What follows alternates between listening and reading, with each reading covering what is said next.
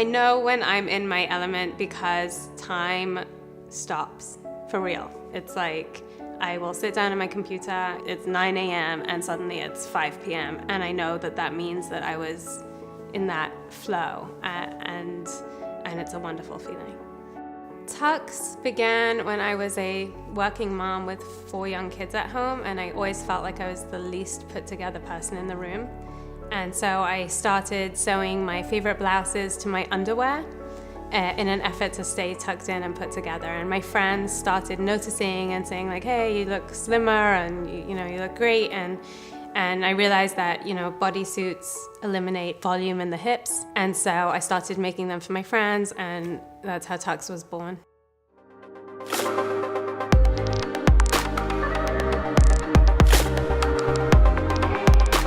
The biggest thing I've gained from the experience of starting Tuxe is a sense of freedom I otherwise don't know that I could have reached.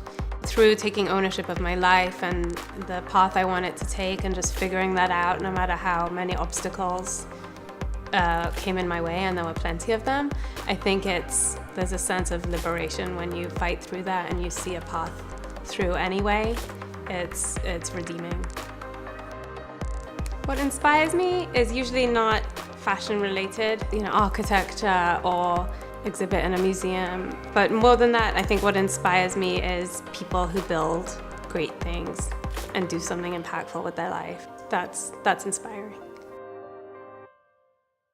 I had every bump and failure really that you could have when I was first getting started with Tuxe. I mean, I'm gonna start a brand, I need to start big and I need to make tons of stuff. And I paid PR firms like all my money, and I was up in New York and I was trying to get into showrooms. I got into showrooms, and really I did everything except taking stock of what the market needed and what I could serve. That ran its course for like 9 months, six to 9 months. Then I was like, I have no money left and this is not working, and this probably wasn't a good plan.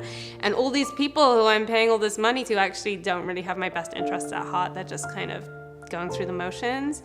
And it was a very rude awakening, but necessary. And I took that very much to heart in the next iteration.